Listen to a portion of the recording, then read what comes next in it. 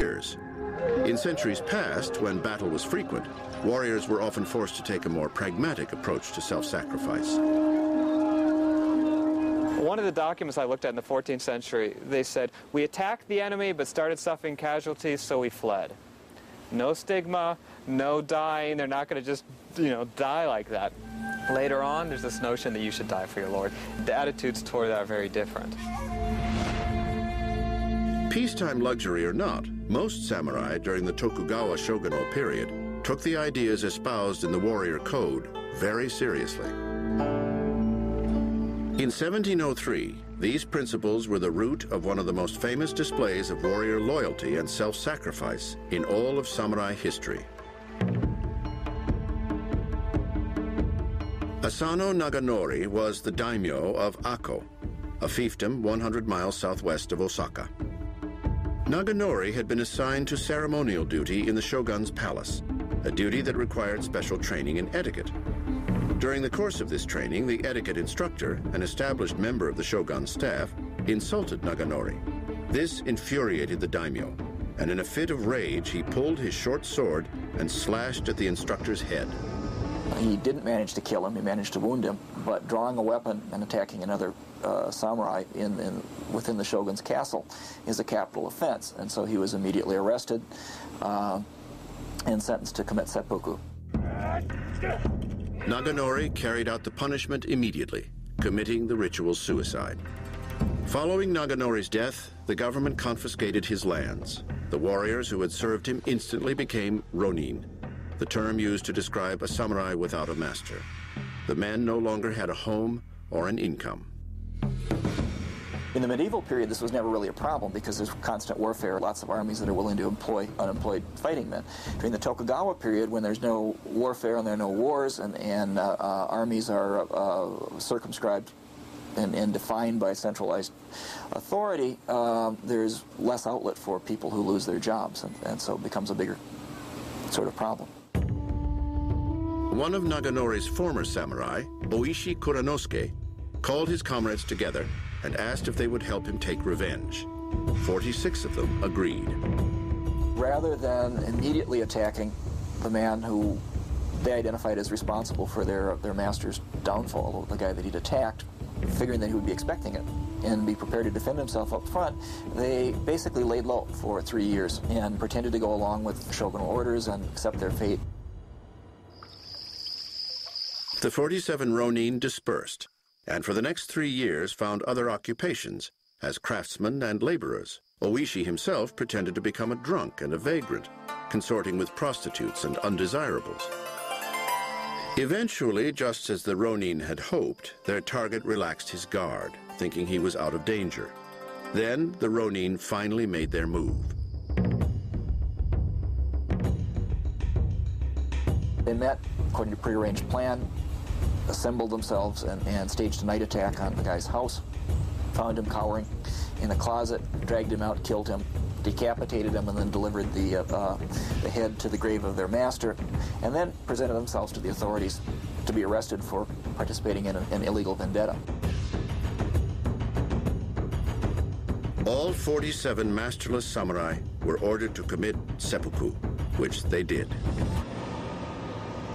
The episode stunned quiet peacetime Japan, but at the same time it filled many citizens with pride to know that the noble samurai principles of devout loyalty and self-sacrifice had not been extinguished. Today in Ako, Japan, the former home of the daimyo Asano Naganori, a shrine stands in honor of the loyal and selfless 47 ronin. The warrior code by which they lived and that drove their bold action would continue to shape the Japanese national identity and inspire acts of eager self-sacrifice for centuries to come.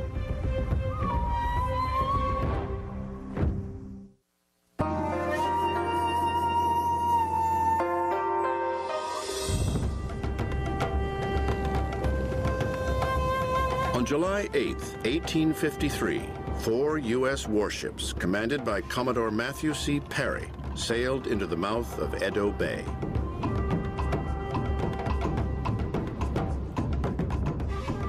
They had come to pry open Japan's borders, whether the Japanese government liked it or not. The U.S. was interested in trade, of course, but their most pressing interest in Japan was as a port for U.S. whaling ships in the far Pacific to resupply and make repairs. Whaling was big business in 1853, since whale oil was the chief source of fuel for household lanterns. In the past, other U.S. dignitaries arriving in Japan in lone vessels had tried forcing their way into the country, but they had been sent packing. When Perry came in, he was more effective than the earlier people because he had a formidable fleet. And he stationed it right off of Edo, which is the largest city, and disrupted the supply of foods to the capital. The Japanese were strong coastal sailors, but they had no powerful navy to go toe-to-toe with Perry's heavily armed ships. Plus, the Americans were light years ahead of the Japanese in firearms technology. The U.S. had rifled cannons and musketry that could penetrate samurai armor and crumble the strongest daimyo castle. The only real gun technology the samurai had was that of the rudimentary matchlock musket brought to the islands from Portugal 310 years earlier. 2.5 centuries of peace had eliminated the need for improved firearms. Perry couldn't simply be brushed off, so the Tokugawa government agreed to let him in. What they did, though, they opened up a consulate in an incredibly remote port. It was still very isolated, so it still took a number of years for things to change. So the Tokugawa really tried to limit his actions. Over time, the U.S. succeeded in pressuring the shogun into signing treaties that allowed more access. The first treaty was not a treaty for commercial purposes. It was just a treaty of goodwill, so to speak. The second treaty, which came a few years later, was for trade, where the barbarians could come into Japan, set up trading posts, and actually have free reign of certain areas in Japan. And the samurai didn't like that. Japan's leaders hadn't given up the fight. They were simply biding their time. They began studying Western military tactics and acquiring modern weaponry as fast as they could. They planned to give the foreigners the boot as soon as possible. But by the mid-1860s, many daimyo and their samurai had grown impatient. They began clamoring for a change in leadership. Basically, they were afraid that Japan was going to be another China. Remember, Great Britain had subjugated parts of China, Hong Kong, and India. And France and Russia and Great Britain were kind of like waiting on the sidelines like wolves with their fangs dripping. So some of the samurai perceived it. In the view of many young radical warriors, if the shogun wouldn't act to protect Japan, the only answer seemed to be to overthrow the shogunal government, which had gradually weakened, and restore the emperor to a position of supreme political power.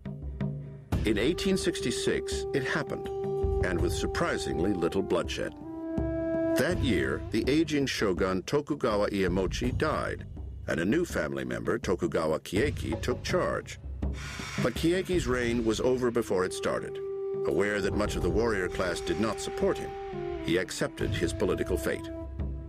In November 1867, fearing an all-out civil war, Shogun Tokugawa Keiiki relinquished power to the young emperor Meiji. Nearly 700 years of warrior government in Japan had come to an inglorious close. But far from improving the lot of the frustrated samurai class, this historic power shift compounded their problems. The emperor's bureaucrats introduced reforms that stripped power from regional daimyo and their samurai and centralized that power in the capital,